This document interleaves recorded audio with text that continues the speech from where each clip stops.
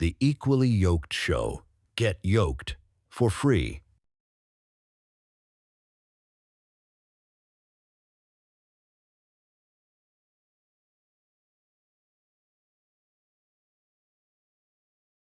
Count it all joy. Charles is back online.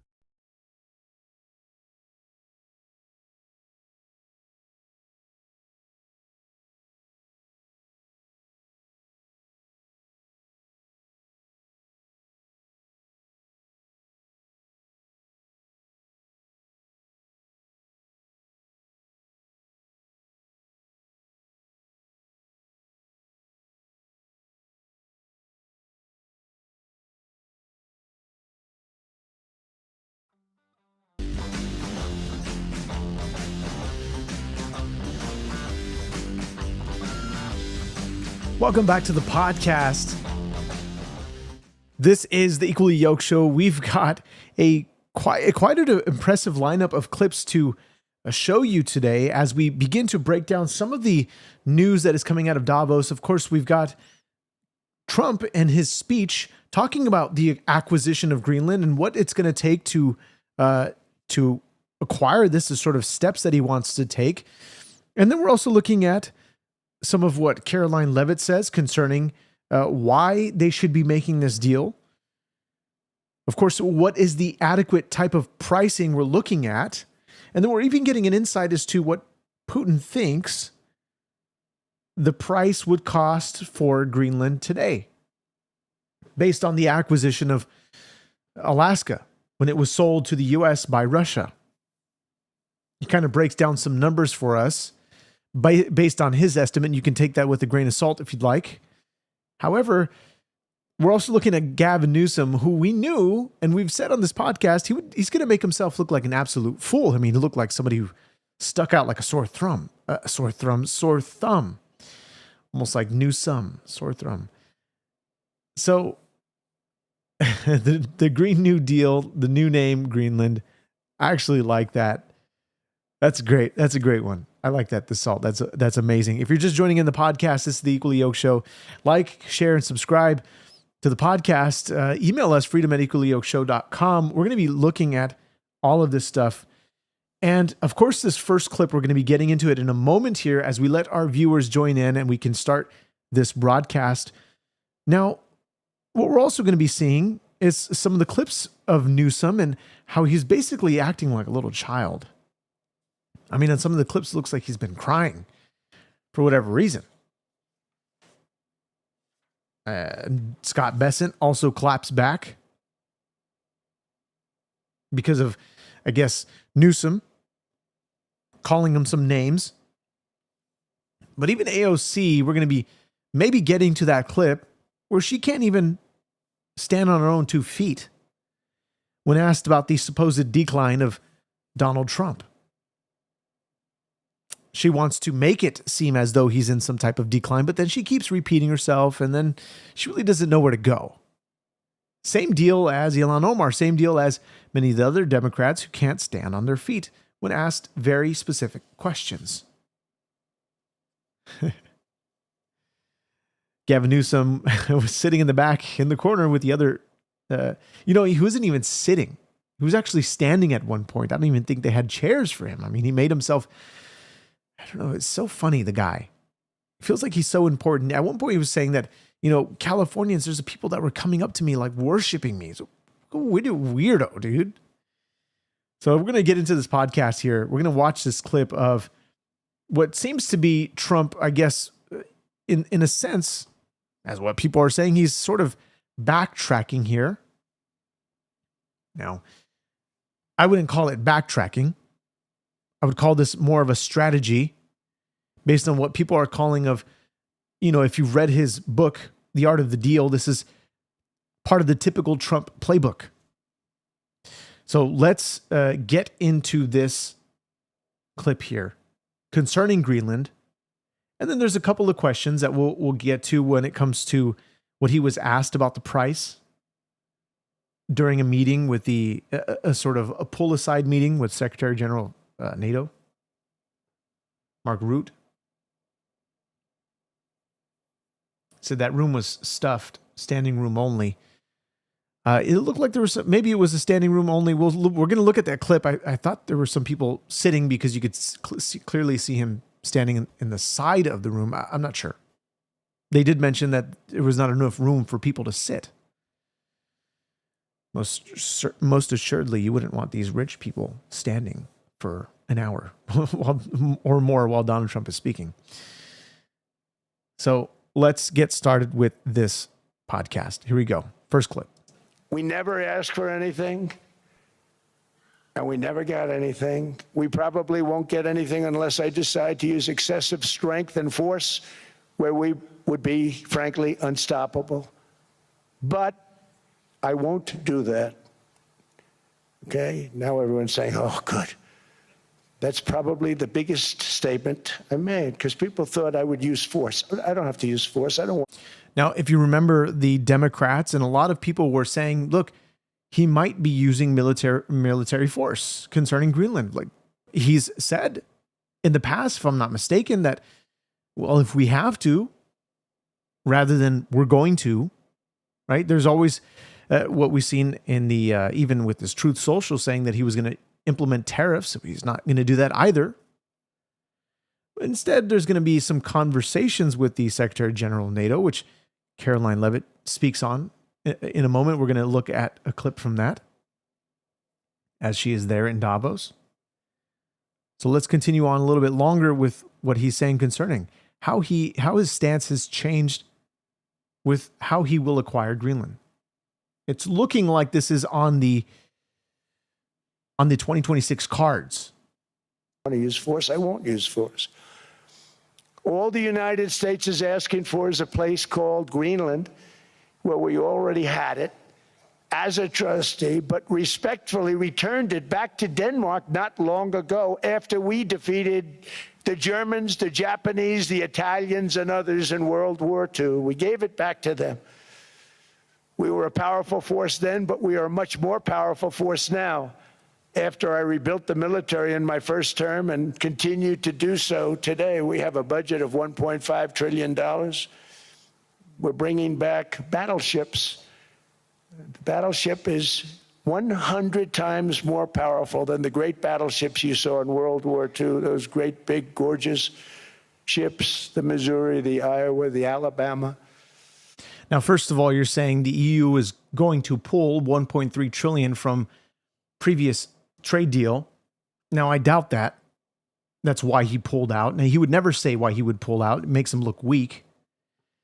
But most certainly, you would see that there's a strategy here going on with the world, with a lot of things at stake concerning America, concerning tariffs, concerning so much. Even the SALT saying not even close, NZ. There's no way this would be even admitted publicly that he was backing down because another nation, a nation not even strong, nearly as strong as the United States, making such a claim. And you just can't believe Europe. They've been touting themselves. I believe in even what the Canadian Prime Minister has been saying, and even Trump saying, look, you got to watch out with what you're saying. We don't have those clips for you at the moment. I'd love to pull those clips up for you.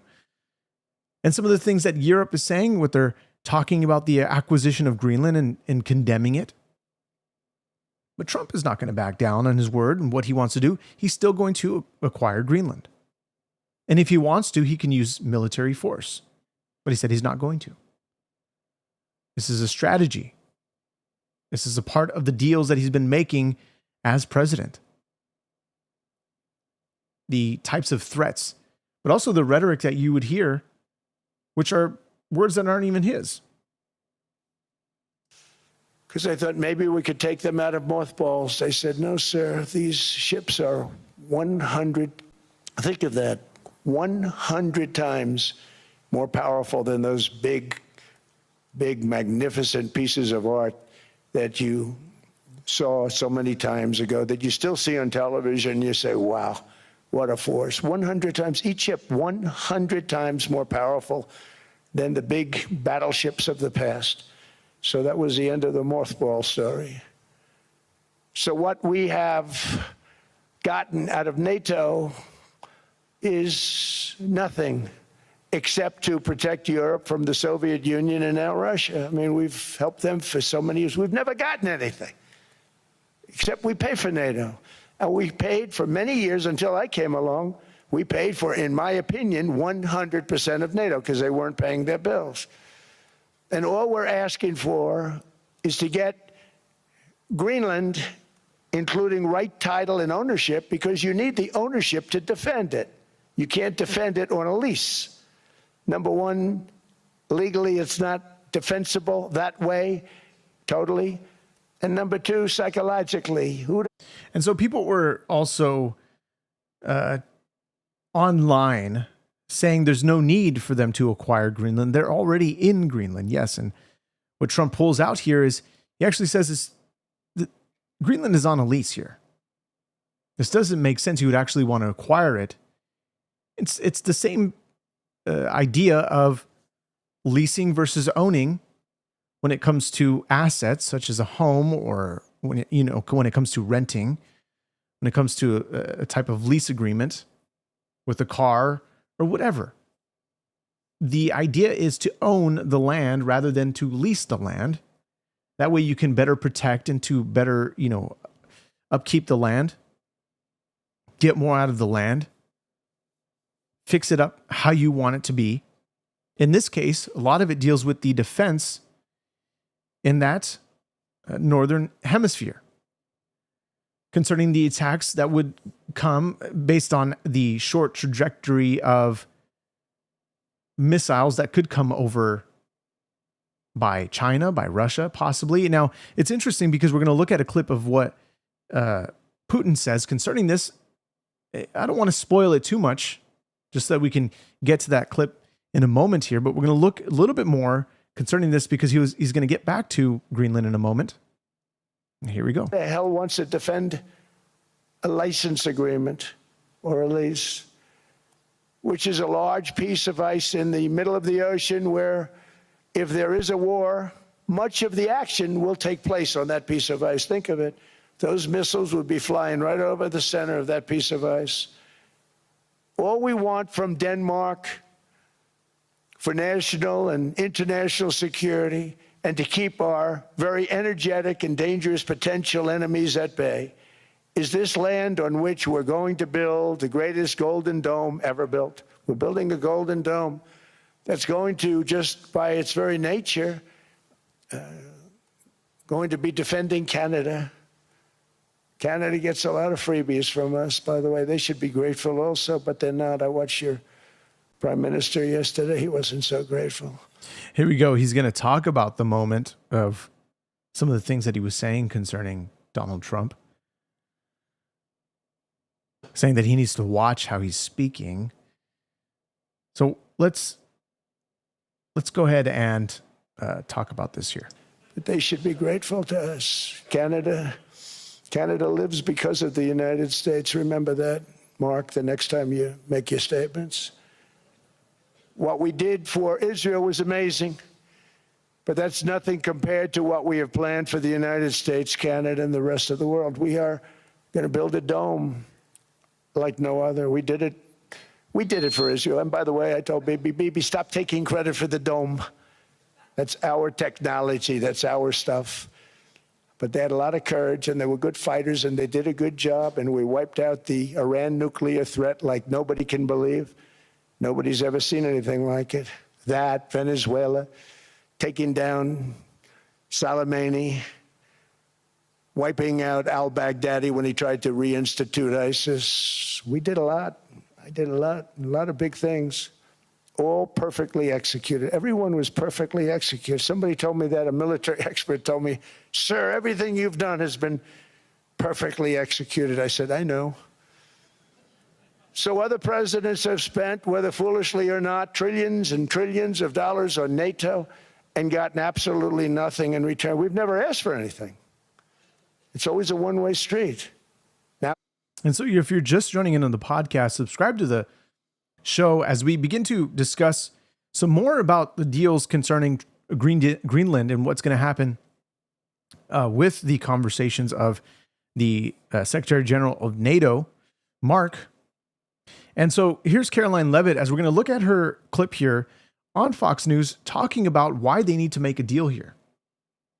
Email us your thoughts, freedomequallyyokeshow.com. And we're going to get the clip here pulled up as right now. In moments from now, President Trump will be meeting with NATO Secretary General Mark Rutte, a man whom President Trump deeply respects, and they'll be discussing this very important topic to the United States of America. And President Trump is right. Greenland is absolutely essential for America's national security in the Arctic region, and President Trump has a realistic mindset when it comes to the acquisition of Greenland. If the United States doesn't get it, soon enough, China or Russia will, and that's not just a threat to the United States, but especially to Europe. So President Trump is not just looking out for America here, he's looking out for NATO too. And he spoke about that here in Switzerland today. He wants Europe to be strong. He wants NATO to be strong. And NATO would not be strong if not for the United States. So Southpaw Buckeye, you say, I'm glad finally adults are in charge again. Yeah, we saw a lot of children. We're going to see Gavin Newsom acting like a child. Funny guy. Let's talk for a moment, because she mentions the crucial part of, if the U.S. doesn't acquire Greenland, the possibility of China and Russia potentially acquiring Greenland. Look, they're trying to. We've seen what they've done with Iran. We've seen what they've done with the proxies of Iran to attack Israel, and the supplies that they've vested into Venezuela. When it comes to the equipment that was destroyed during the capture of Maduro. Look, even though Putin might say one thing, the reality is he's not going to reveal all of his cards. We're going to look at the clip in just a moment. Let's see here. Yeah. We're going to pull that clip up right here. I think it's going to be the next. After this next clip I'm going to play, when asked about the price of Greenland. And so the consensus with some folks in Greenland and some of the people in the media are saying, look, Greenland is not for sale. Even one in the chat I see, leave Greenland alone. Russia belongs in Europe. And so what that it is, that it is closer. All we see in here are the U.S. drums of war again. Trump is not somebody who wants to be involved in war, hence the fact that he ended 8 wars or tries to broker peace deals in the Middle East. What we're seeing in Gaza, what we're seeing with the Board of Peace, to which Trump extended an offer to Putin to be a part of this Board of Peace. But this is his pull-aside meeting with Secretary General of NATO, Mark Rutte, talking about, when he's asked about from a reporter concerning the price of Greenland. But Trump's answer is a bit different of what you might think. Rather than giving a number, he gives the benefit of owning Greenland. Mr. President, do you see a price for Greenland that's reasonable? I could see that, yeah. Like, how would you calculate I that? could see that, but there's a bigger price, and that's the price of safety and security and national security and international security having to do with many of your countries. Mm-hmm. That's really the price, and that's the big price. And as you know, we're doing the Golden Dome. It's going to be very expensive, and it's better if we have Greenland than it is without. It's going to be safer, it's going to be stronger, it's going to be better for Europe, and it's going to be better for us. And so we'll see what happens. So he's talking about, rather than a dollar amount, but the benefits of having and acquiring Greenland. Now, something that Putin says here in this next clip is very interesting, because Putin starts to talk about, actually, I think the whole clip, we're not going to play the whole clip, but the latter part of it, maybe he'll mention it as I as we begin to play this clip is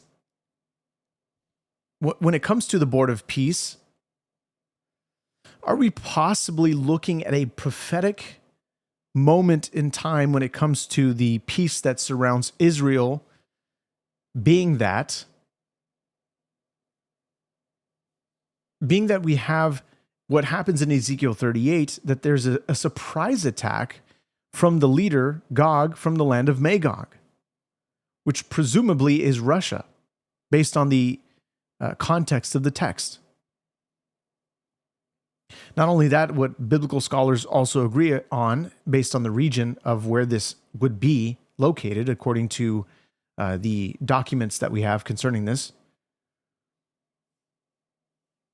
the scriptural documents and some of the references that we see in history, being that Gog and the land of Magog and these ancient names that we hear here, even with Persia, Ethiopia, Libya, these names also mentioned in the scriptures, which are some of the either ancient names of some of these countries who will be attacking Israel during this time, where we might see this leading up of a coalition against Israel.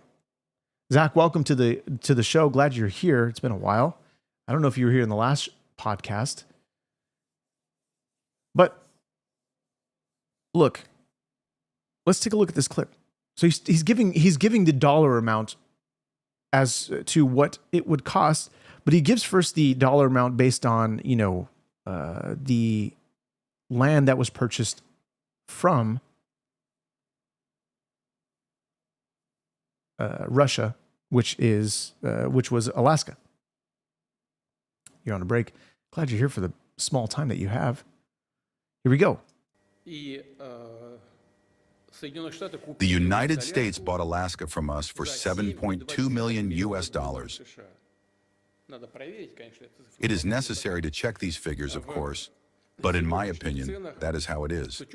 In today's prices, taking into account inflation over all these many decades, this figure would be $158 million.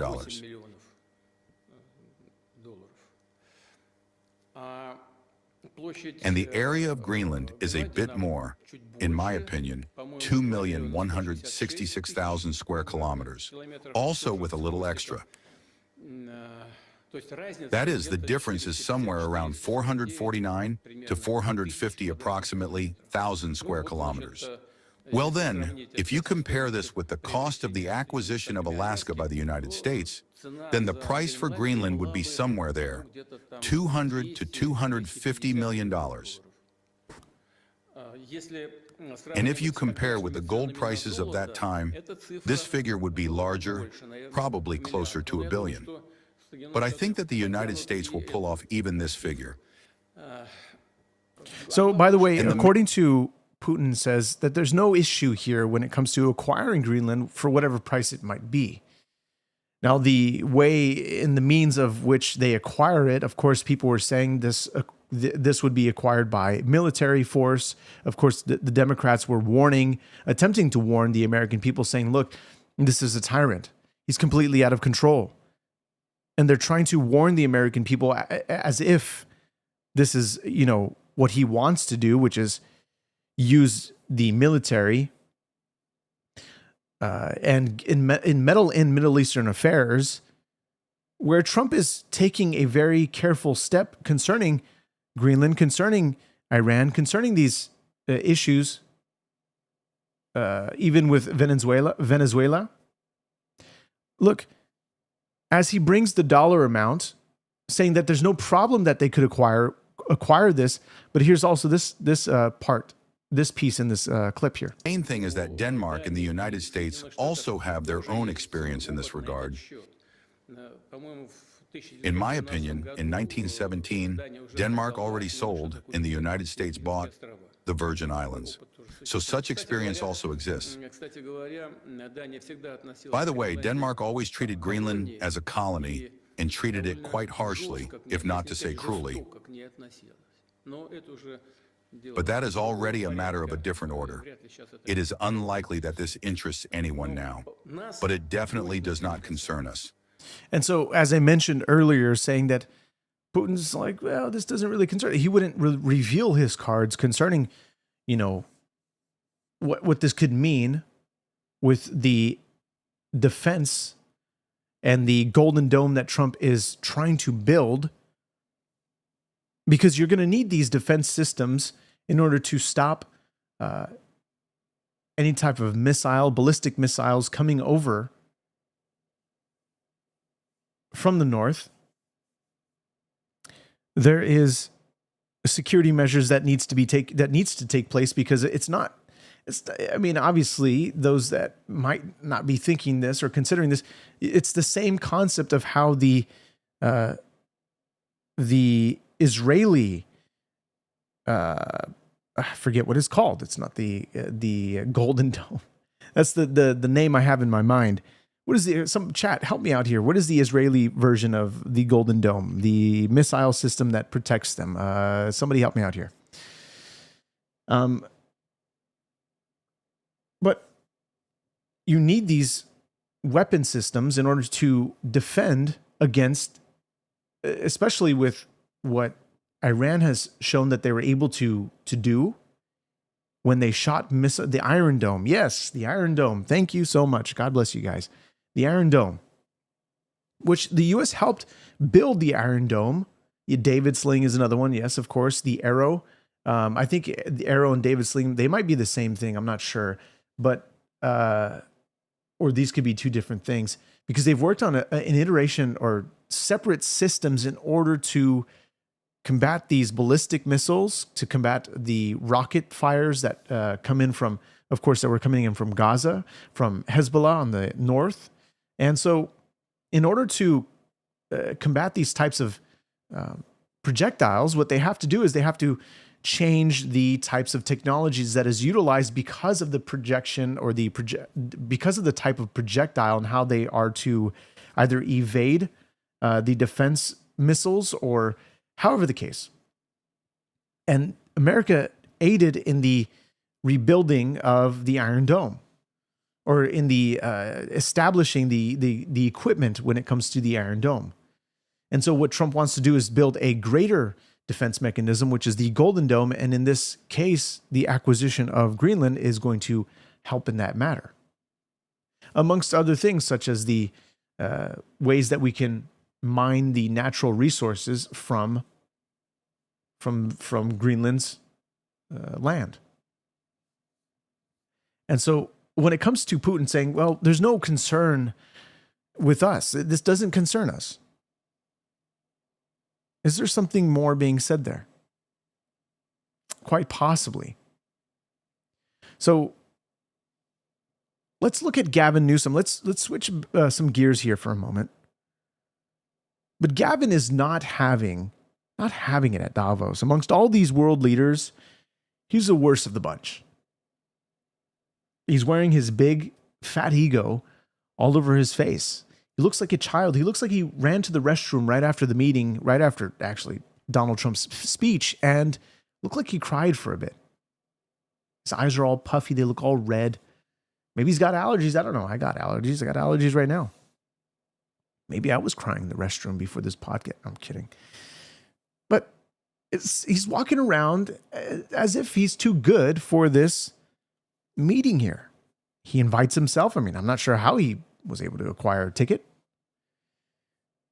Feeling like he's one of the most, top prime leaders globally, when he's really a fraud. But the same guy who commands Californians to wear masks while he fine dines, no mask, no distancing, just good old power trip. So this is Gavin Newsom, and we see his reaction from some of the things that Donald Trump was saying, and he looks like a total clown. I mean, honestly, I hope he does not run for president. Maybe he should, just to be humiliated. I don't know. But people seem to have a huge favor for him, even with the tax increases that he continues to pose on Californians. With all the fraud, with all the waste and the abuse that he has done in California is possibly 10 to 100 times worse than Minnesota. We're going to help the people in California. We want to have no crime. I know Gavin was here. I used to get along so great with Gavin when I was president. Gavin's a good guy. And we're going to, if he needed it, I would do it in a heartbeat. I'd love to see. We did help them a lot in Los Angeles, a lot with the early in my term when they had some problems. By the way, props to the cameraman zooming in to get a reaction from Gavin Newsom. The fact that he found where he was. Look, he's standing against the wall. You got all these other leaders sitting down. He can't find a seat. This is just hilarious. But look at his reaction when he starts to listen to more of what Trump is saying here. But we would love to do it. I will say this, if I were a Democrat. And by the way, you say that seems arbitrary and made up. Do you live in California? One. Two, have you seen the amount of fraud that has come out lately? Just first of all, not even the amount of fraud, but the money that was missing. I mean, it could be fraud. This is why there's probes sent by the probes into the California administration of Gavin Newsom by the DOJ to look into the potential fraud in California. But we're looking at 24 million, was 20 to 24 million gone. We have the railroad system that has never been built. And not only that, there's so much that will be upended and all the stuff that is going to be looked into in the coming weeks, months, hopefully soon. We have the fact that he utilized, I think it was 300 and something million to build and construct new parts of the California Capitol. So the amount of fraud that is building up, the dollar amount that is adding up day by day, could be possibly 10 to 100 times worse than Minnesota. Maybe. Beyond the sort of 9 billion number that we're seeing in Minnesota, maybe. There's a possibility. We're looking into that. The DOJ is looking into that. FBI, I think FBI put in some probes there. So let's hope this all gets upended. Governor or whatever, I would call up Trump. I say, come on in, make us look good, because we're cutting crime down to nothing. And we're taking people out, career criminals who are only going to do bad things, and we're bringing them back to their countries. What was your reaction to what he had to say about you? None. I think he said something very different last night. I didn't hear new scum. I heard new green scam. But I mean, come on, it was remarkably boring. It was remarkably. So this is all he has to say. I have no comments, but then he begins to comment about it, saying it was remarkably boring. He probably wasn't listening to anything. But of course, CNN at the scene, as always, wants to get the comments of the one they worship, Gavin Newsom. I mean, he believes that he's God. In a sense, right? He said that people were beginning to come up to me and worship me, and weird. Insignificant. He was never going to invade Greenland. It was never real. So that was always a fade. And so he says, well, we should negotiate. Well, everybody here has been willing to negotiate for a year. So it had fire and fury signifying absolutely nothing. Even by Trump standards, I was rather curious. And there was boorish parts of it, but those were not even that consequential, including name-checking people he likes, people he didn't like. So, I was a little disappointed. Let's hear some more from Gavin Newsom. But this is funny because he look at the guy behind him too. Watch. He just starts laughing at some of the things that Gavin Newsom says. He knows he's just baloney. He doesn't even know what to say. I can't take this complicity. And he, by the way, he just touts the same messaging, like everybody's bending the knee that he wants to create knee pads and give them all to people who worship Donald Trump. It's the most stupidest left talking point that he's just touting. People rolling over. I should have brought a bunch of knee pads for all the world leaders. I mean, handing out crowns and this is pathetic. Nobel Prizes that are being given away. I mean, it's just pathetic. And I hope people understand how pathetic the guy they in the look bottom right on the world stage. I mean, at least from an Look, I don't know if he thinks that Newsom's actually funny or if what he's saying is just ridiculous and he said this guy is just absolutely stupid. But he's going to talk about it's time to stand up. Watch. American perspective. It's embarrassing. It's time to buck up. It's time to get serious and stop being complicit. It's time to stand tall and firm. It's time to stand up. It's time to speak loud. It's time to stop folding like a lawn chair. Square your shoulders and mean it. Be bold or be background noise. Time to stiffen the spine and drop the excuses. It keeps going. It's so dumb. Stand up. This isn't a spectator sport. Watch. A backbone. I've seen this in the United States. The supine Congress playing both sides. Saying one thing on a text or a tweet and another publicly. It's time to have principle. It's time to stand tall. It's time to stop asking for permission. Time to be bold enough to make people uncomfortable. Time to find your backbone. It didn't go extinct. Stand up like you actually be making all these.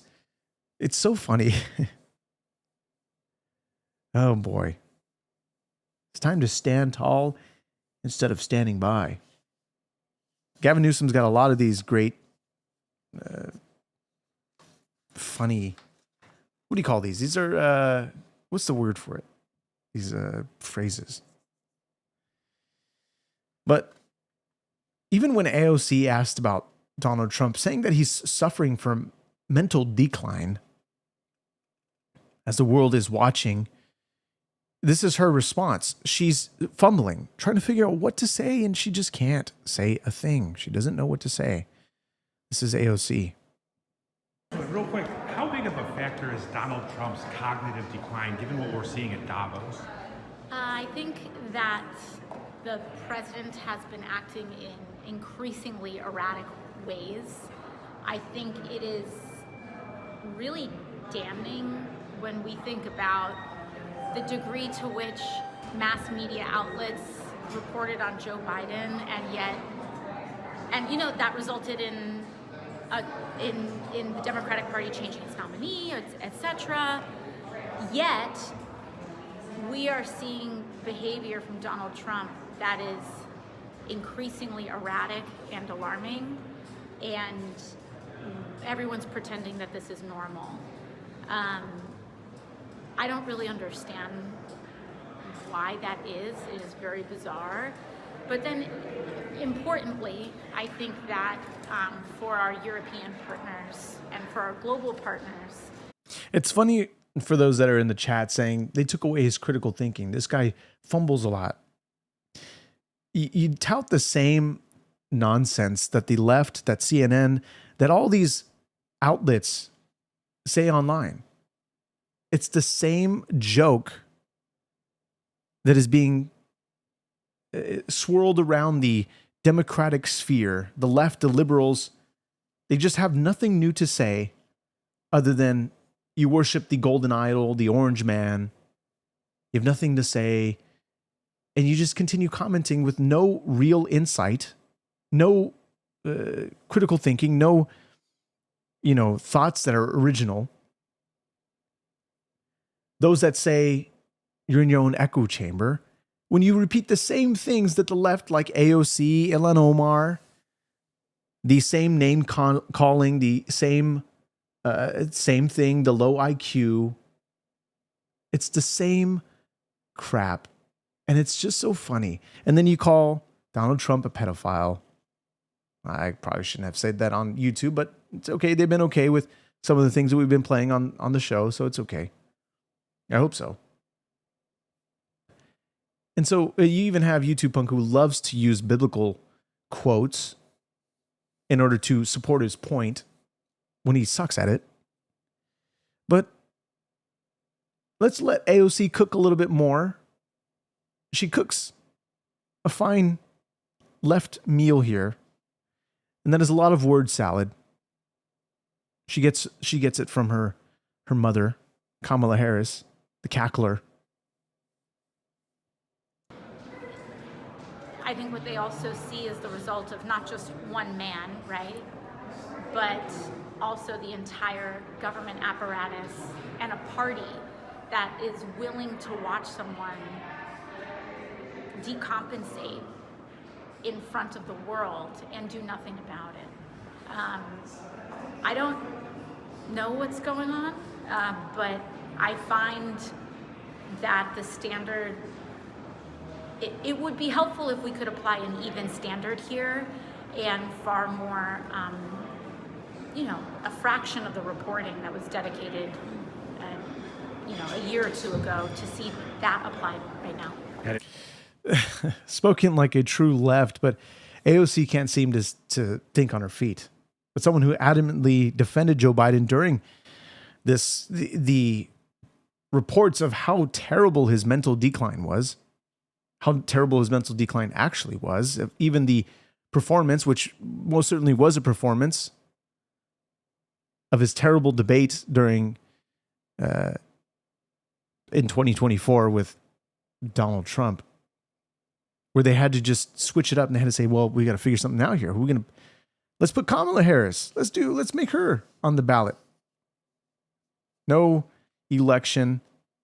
No, not even election. What's the word there? To vote her as the Democratic nominee for presidential candidate.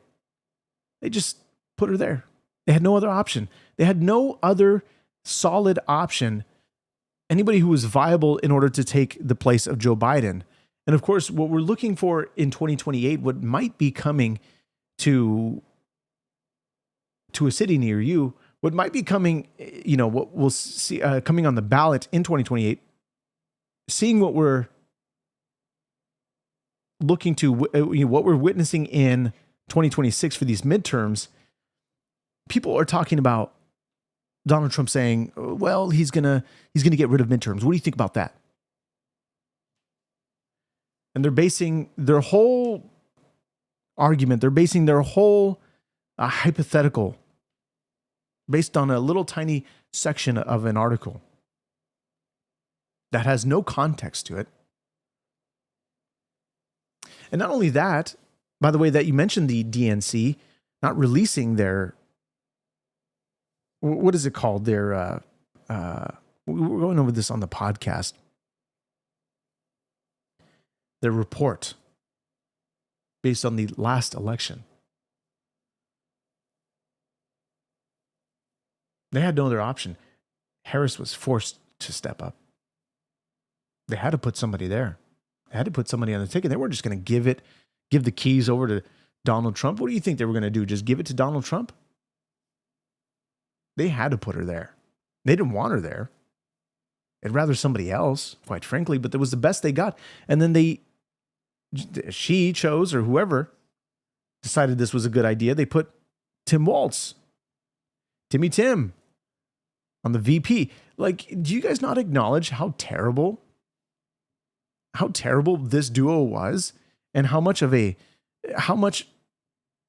American people actually dodged such a terrible presidency? I mean, we really saw Minnesota fold. I mean, he quit as a governor. Don't you think he would have quit? Most certainly he would have quit as a VP of the United States of America. All that fraud. I mean, maybe not even. Maybe it would have been a nice, smooth sail for them, because it would have just weaponized the DOJ. They would have did what they did to Donald Trump, to many of the other Republicans. They would have probably ended midterms, most certainly. Got rid of the filibuster, passed it. Well, they wouldn't need to get rid of the filibuster. They would have the majority. And they would implement all these different laws, executive orders even, in order to destroy America and just complete the destruction of the West. So we're going to take a look at some other clips on tomorrow's podcast. I want you guys to join me and then email me your thoughts concerning what we're seeing come out of Davos, the World Economic Forum. There's always so much stuff regarding technology, regarding economy, all of this stuff, AI, especially with this AI advancing so fast. But as we keep up with everything that is happening, we're going to be looking more. And I think what we need to do is play a little bit of this last clip here from Scott Bessent, who's talking about Gavin Newsom because of his comments concerning that. And then we'll call it here. So here we go. Scott Bessent clapping back. Governor calls you smug. Are you smug? Yeah, I think it's very, very ironic that Governor Newsom, who strikes me as Patrick Bateman meets Sparkle Beach Ken, may be the only Californian who knows less about economics than Kamala Harris. He's here this week with his billionaire sugar daddy, Alex Soros, and the Davos is a perfect place for a man who, when everyone else was on lockdown, when he was having people arrested for going to church, he was having $1,000 a night meals at the French Laundry, and I'm sure the California people won't forget that. And actually, I think they already have. It's unfortunate, but I think they already have because they clearly put into place policies, laws, such as Prop 50, such as Prop 495, or rather AB 495, not Prop 495, AB 495, and a plethora of other ridiculous items that they want to destroy California. They have this obsession with destroying California and making themselves rich. They don't care about the state in which they live. They don't care about the state in which they rule. Curious to know that once Gavin steps off the ticket, or when he's actually not even on, his term is over, but when he actually is done, if he will stay in California in his $2 million mansion. Quite funny. But let's let Scott cook a little bit. My message to Governor Newsom is the Trump administration is coming to the California. Fires, you're right. We are going to crack down on waste, fraud, and abuse. And I was told he was asked to give a speech on his signature policies, but he's not speaking. Because what have his economic policies brought? Outward migration from California, a gigantic budget deficit, the largest homeless population in America, and the poor folks in the Palisades who had their homes burned down. He is here hobnobbing with the global elite while his California citizens are still homeless. Shame on him. He is too smug, too self-absorbed, and too economically illiterate to know anything. Isn't that wild? I mean, when we take a look at the instance of what happened during the Palisades, this was a huge tragedy in California, the likes of which we haven't seen in a long time. And Gavin Newsom and Mayor Karen Bass completely missed their opportunity not only to help Californians, but they decided to benefit off of the Californians by implementing a deal that they've been wanting to do, which is build affordable housing on these lands.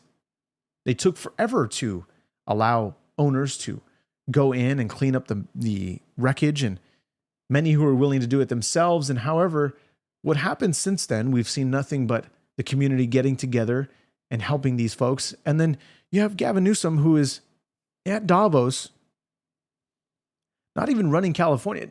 He should be in California.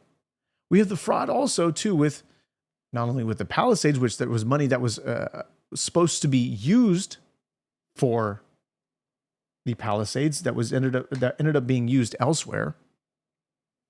We looked at that in the podcast just a couple of episodes ago, but we also were witnessing the institution of these affordable housing units on this land.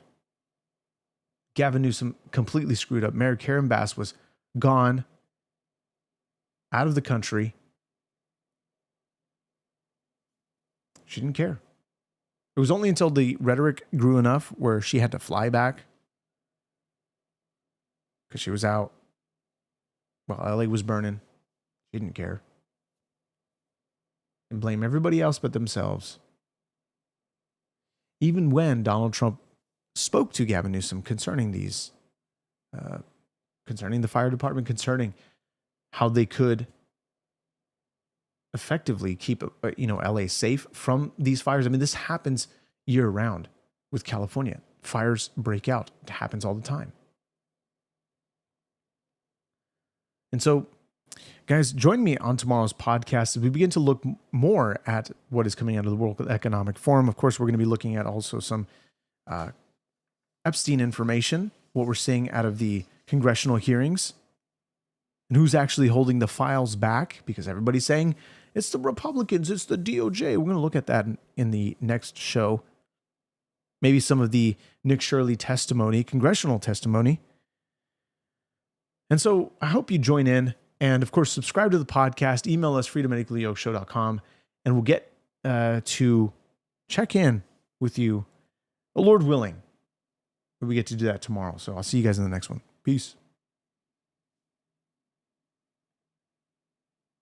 That was a terrible fade out.